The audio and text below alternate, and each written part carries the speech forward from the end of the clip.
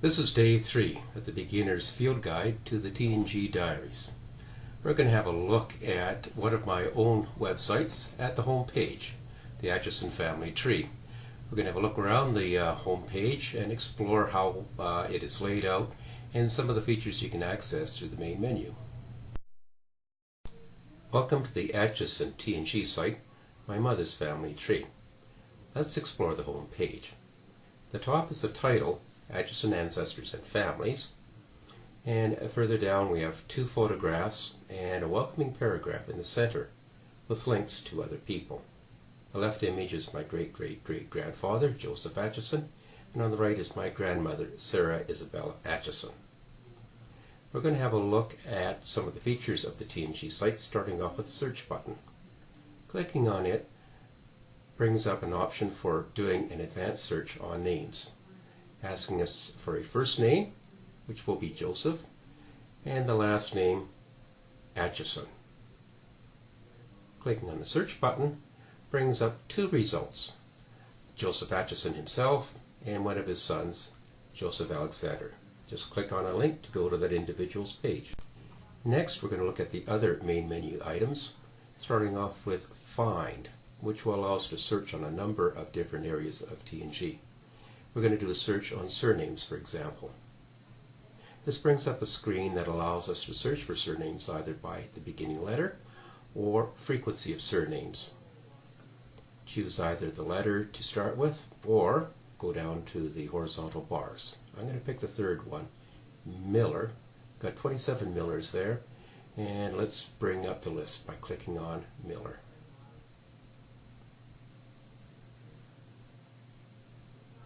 And here they are, Millers sorted by given name.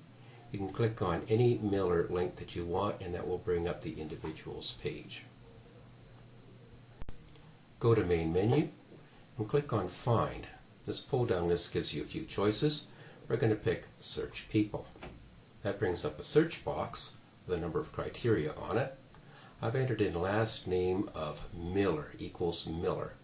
But you can enter in a number of other criteria, including starts with, ends with, exists, does not exist, sound X and the like, to narrow down the scope of your search.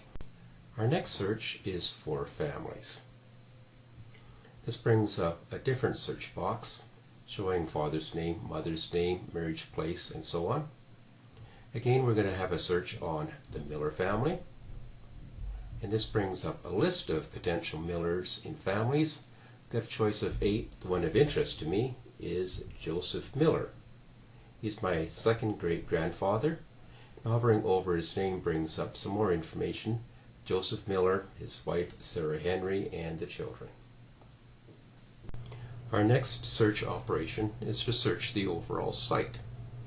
This brings up a new search window having a single text line for entry. This page uses Google to perform its search. Putting in the surname Miller once again, we hit the search button and back comes Google search results. But we have a problem. Google did not match any documents. Why? That's because the Guild and the Family Genes T&G sites have an anomaly. In the search line, it adds an extra /T&G in the search. We have to manually get rid of that. So going back to the search box, I am going to manually backspace out the /T&G and do another search. This time the search does return results for us. As a matter of fact, it returns 57 results in my example with the surname Miller. You can search on places as well as surnames as well as given names and get results back. Let's select places. The place list gives us 2 areas to search on. The upper box, you can select countries by their first letters, or if you want, you can have a look at the horizontal bar area and select the top ranking countries. We're going to select Canada itself. 62 records are available there. Now that narrows it down to provinces, states, or regions of a country.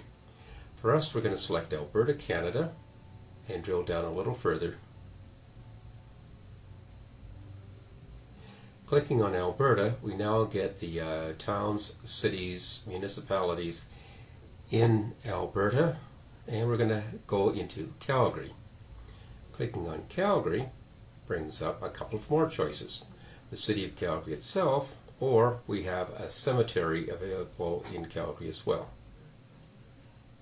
Selecting the city of Calgary brings up a map of Calgary,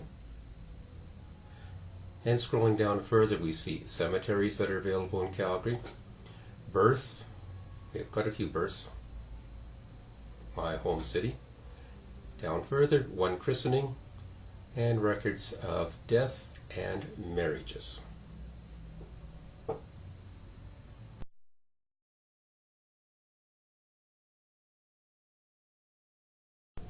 Now for dates. Let's have a look at events that happened in August. We now see lists of born, christened, died, buried, and married events. You can select for 1 month, you can select for month and day, or including year. Or look at it in a calendar format. For today's month, April 2017, in the calendar we see the birth date of my grandfather, we see the marriage date for my parents. If you scroll to the bottom of the calendar, you can select what is going to be shown on the calendar with the check boxes.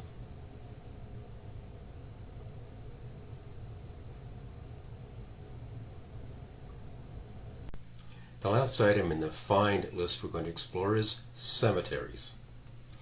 It brings up a list of cemeteries that I've got recorded here. 2 countries, Belgium and Canada. We're going to have a look at a war cemetery in Belgium. This is the Adigum Canadian War Cemetery. It's a very small one, but it's one of particular family interest. Clicking on that brings up a map of the area in Belgium where the cemetery is located. As we zoom in, the cemetery plot itself shows up as well as highways. Scrolling down, we see headstones and all burials. The headstone is of my uncle, Joseph Alexander Weber, who died in Belgium in World War II. He died while flying a Lancaster in the war. They were on their way home after a bombing run. Here's a thumbnail picture at the headstone. The people in the picture. This is my family. We have 4 generations there. We have Uncle Joe buried on the right, myself in the middle, my son Jason, and on the left, my grandson Ethan. It was a very important day for us.